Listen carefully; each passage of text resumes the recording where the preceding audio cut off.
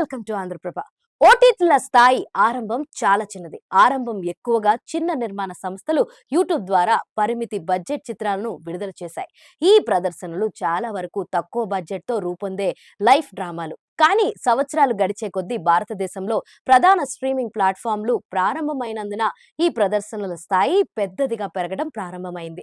నేడు భారతదేశంలోని అతిపెద్ద వెబ్ సిరీస్ బడ్జెట్ల పరంగా కొన్ని పెద్ద తెర చిత్రాలకు పోటీగా ఉంది. ఆసక్తికరమైన విషయం ఏంటంటే వాటిలో అత్యంత భారీ బడ్జెట్ చిత్రం ఈ ఏడేళ్లలో పూర్తి కాలేదు, రిలీజ్ కాలేదు. 2018లో నెట్ఫ్లిక్స్ ఇండియా ఒరిజినల్ కంటెంట్ పరంగా పెట్టుబడులు వెదజల్లడం ప్రారంభించినప్పుడు ఇది ఒక ప్రతిష్టాత్మక ప్రాజెక్ట్ ను ప్రకటించింది. SS Rajamouli blockbuster Baahubali film series spin off లేదా ప్రీక్వెల్ తీస్తామని ప్రకటించింది. ఈ ధారావాహికకు బాహుబలి బిఫోర్ ది బిగినింగ్ అని పేరు పెట్టారు. ఆనంద్ నీలకంఠన్ రచించిన పుస్తకాల ఆధారంగా ఈ చిత్రంలో రమ్యకృష్ణ పోషించిన శివగామి పాత్ర చుట్టూ తిరిగే కథతో రూపొందిస్తామని వెల్లడించారు. మొదటి season the rise of Sivagami పుస్తకం ఆధారంగా రూపొందిస్తున్నట్లుగా తెలిపారు. మృణాల్ ఠాకూర్ యువ శివగామిగా నటించారు.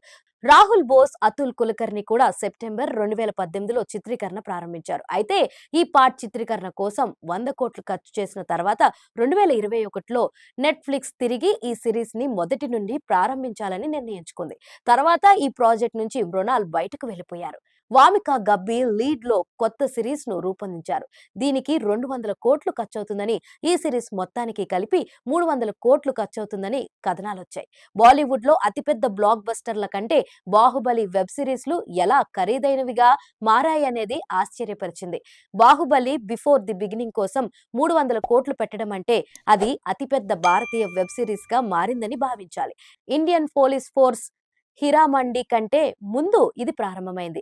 ఈ రెండిటిని 200 కోట్లలో తీయగా నెట్ఫ్లిక్స్ సిరీస్ మాత్రం ఇంకా విడుదల కాలేదు.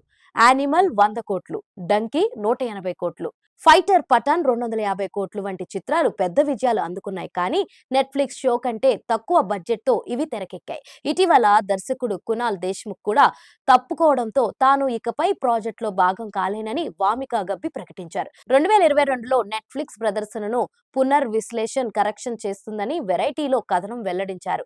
స్ట్రీమింగ్ దిగ్గజం కొంతకాలంగా ప్రాజెక్ట్ తో పోరాడుతుందని పేర్కొంది. ఇప్పటికీ ఈ వెబ్ సిరీస్ గురించి సరైన అప్డేట్ లేదు.